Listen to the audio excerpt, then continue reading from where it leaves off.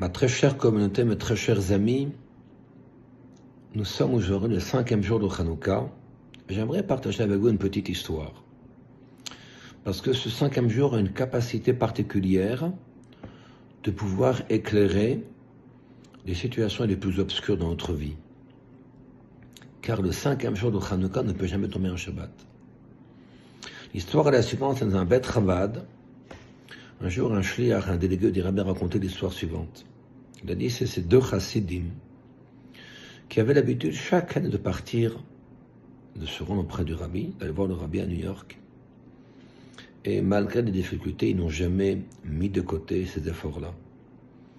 Une année, alors qu'ils partaient donc à New York chez le rabbi, ils se sont arrêtés dans une auberge, une auberge va-t-on dire, et donc là-bas, les gens lui ont demandé, vous allez où? On part à New York, pourquoi? On va voir le rabbi, le bracha du rabbi. Il s'avère que le couple d'auberge était juif, et c'est là la femme qui dit, pourrais-je avoir une bracha également de votre rabbi? Il dit oui, bien sûr. Quel est le bracha? Il dit voilà, ça fait des années que je n'ai pas d'enfants. Pourrais-je avoir une bracha pour avoir des enfants? Bien sûr que les chassidim m'ont répondu avec force, avec enthousiasme.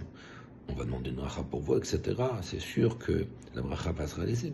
Cette femme était tellement heureuse d'entendre cela qu'elle a décidé, lorsque les deux chassidim sont partis donc en direction de New York, qu'est-ce qu'elle a fait? Elle est partie acheter ici une poussette avec ce qu'il faut pour l'enfant, etc., etc., avec la certitude à ce que la bracha se réaliserait. Et un an plus tard, lorsqu'ils sont revenus dans cette même auberge, il s'avère qu'effectivement, un enfant est né et la bracha était complète. Et l'un des deux chassidim était quelque peu, un petit peu mourant, un petit peu déçu, un petit peu mal en point. Qu'est-ce que tu vois? Demande son ami. Je dois être heureux. Il dit, moi aussi, ça fait déjà des années que je demande une bracha au rabbi pour avoir des enfants. Et concrètement, je n'ai pas d'enfants. C'est là que son ami lui dit, pose cette question au rabbi. Il a écrit au rabbi. Il dit, voilà, rabbi, ça fait maintenant des années, je dois avoir des enfants. Cette femme-là, elle n'a pas été à New York, elle a reçu une bracha. Et moi, concrètement, je demande, et je n'ai toujours pas la bracha.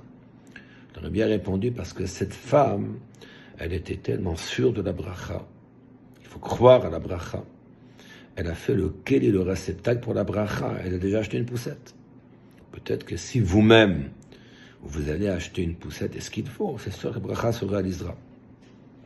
Ça, c'était l'histoire que le shliach a racontée. Intéressant de voir que l'année suivante, il y a la belle-mère du shliach, elle appelle et lui dit, tu sais quoi? J'ai rencontré un couple qui était au Bet Chabad, chez vous, l'année dernière, lorsque tu as raconté cette histoire.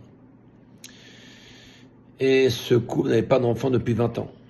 Et lorsqu'ils ont entendu cette histoire, ils étaient tellement, je dirais, pris dans l'entrain, dans l'enthousiasme, dans cette certitude d'avoir une bracha, qui sont eux-mêmes partis pour acheter une poussette, etc. Et l'année suivante, ils ont eu des jumeaux. Donc maintenant des jumeaux. Donc ceci nous donne un enseignement qui est très clair. Dans la vie de tous les jours, il ne suffit pas uniquement de réaliser le keli, le réceptacle pour la bracha, il faut y croire. À très bientôt, Chag Sameach.